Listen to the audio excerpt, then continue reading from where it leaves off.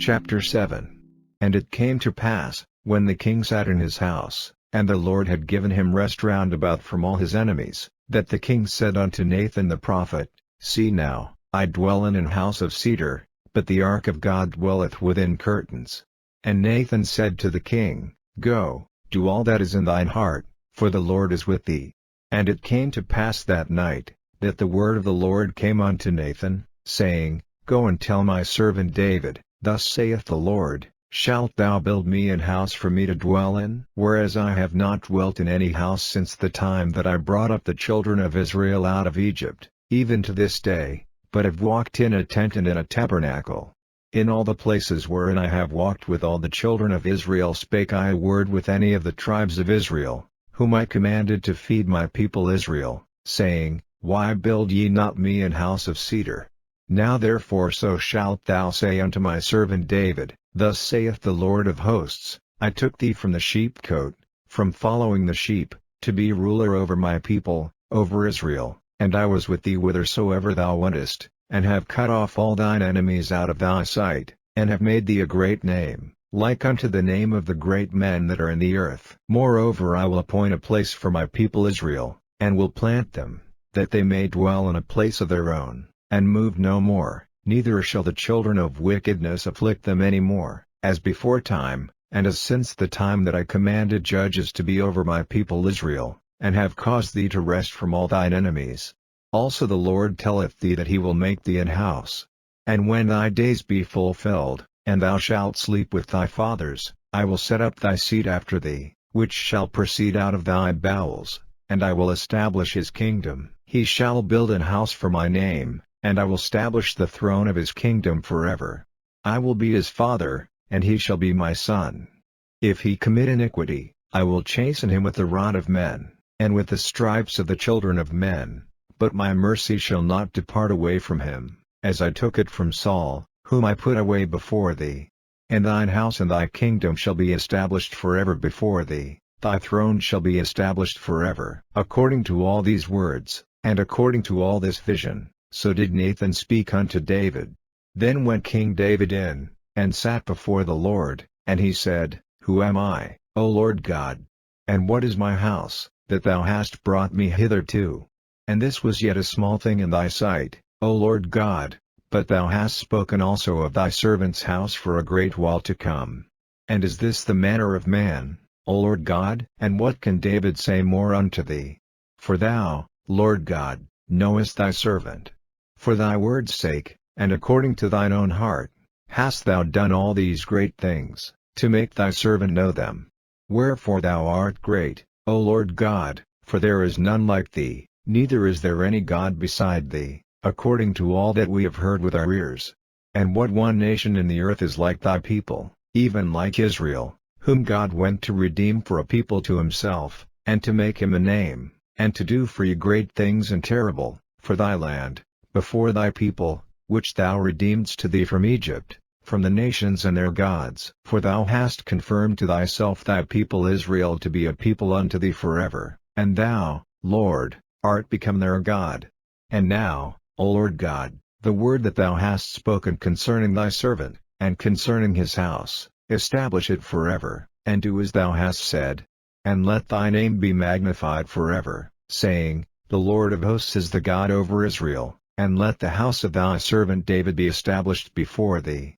For thou, O Lord of hosts, God of Israel, hast revealed to thy servant, saying, I will build thee an house. Therefore hath thy servant found in his heart to pray this prayer unto thee. And now, O Lord God, thou art that God, and thy words be true, and thou hast promised this goodness unto thy servant. Therefore now let it please thee to bless the house of thy servant, that it may continue forever before thee, for thou, O Lord God, hast spoken it, and with thy blessing let the house of thy servant be blessed forever. Chapter 8. And after this it came to pass, that David smote the Philistines, and subdued them, and David took Methegam out of the hand of the Philistines. And he smote Moab, and measured them with a line, casting them down to the ground, even with 2 lines measured he to put to death, and with 1 full line to keep alive. And so the Moabites became David's servants, and brought gifts. David smote also Hadadezer, the son of Rehob, king of Zobah, as he went to recover his border at the river Euphrates. And David took from him 1,000 chariots, and 700 horsemen, and 20,000 footmen, and David houghed all the chariot horses, but reserved of them for 100 chariots. And when the Syrians of Damascus came to succor Hadadezer king of Zobah, David slew of the Syrians 22,000 men. Then David put garrisons in Syria of Damascus, and the Syrians became servants to David, and brought gifts. And the Lord preserved David whithersoever he went. And David took the shields of gold that were on the servants of Hadadezer, and brought them to Jerusalem. And from Beta, and from Berothai, cities of Hadadezer, King David took exceeding much brass. When Toi king of Hamath heard that David had smitten all the host of Hadadezer, then Toi sent Joram his son unto King David, to salute him, and to bless him, because he had fought against Hadadezer, and smitten him, for Hadadezer had wars with Toi. And Joram brought with him vessels of silver, and vessels of gold, and vessels of brass, which also King David did dedicate unto the Lord, with the silver and gold that he had dedicated of all nations which he subdued, of Syria, and of Moab, and of the children of Ammon, and of the Philistines, and of Amalek, and of the spoil of Hadadezer, son of Rehob, king of Zobah. And David got him a name when he returned from smiting of the Syrians in the valley of Salt, being 18,000 men. And he put garrisons in Edom, throughout all Edom put he garrisons, and all they of Edom became David's servants. And the Lord preserved David whithersoever he went. And David reigned over all Israel, and David executed judgment and justice unto all his people.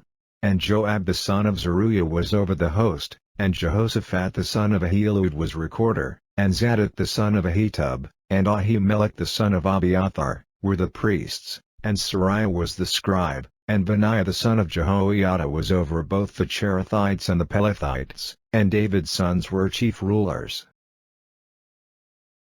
Chapter 9.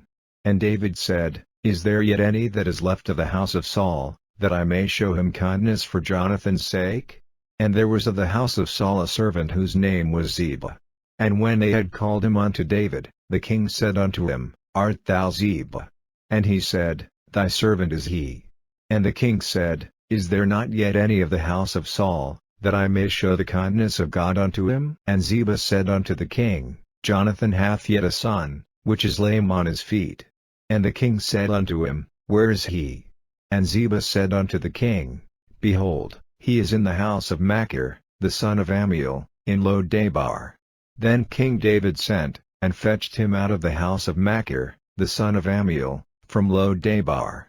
Now when Mephibosheth, the son of Jonathan, the son of Saul, was come unto David, he fell on his face, and did reverence. And David said, Mephibosheth. And he answered, Behold thy servant. And David said unto him, Fear not, for I will surely show thee kindness for Jonathan thy father's sake, and will restore thee all the land of Saul thy father, and thou shalt eat bread at my table continually. And he bowed himself, and said, What is thy servant, that thou shouldest look upon such a dead dog as I am? Then the king called to Ziba, Saul's servant, and said unto him, I have given unto thy master's son all that pertained to Saul and to all his house. Thou therefore, and thy sons, and thy servants, shall till the land for him, and thou shalt bring in the fruits, that thy master's son may have food to eat. But Mephibosheth thy master's son shall eat bread always at my table. Now Ziba had 15 sons and 20 servants. Then said Ziba unto the king, According to all that my lord the king hath commanded his servant, so shall thy servant do. As for Mephibosheth, said the king, he shall eat at my table, as one of the king's sons. And Mephibosheth had a young son, whose name was Miha. And all that dwelt in the house of Ziba were servants unto Mephibosheth. So Mephibosheth dwelt in Jerusalem, for he did eat continually at the king's table, and was lame on both his feet.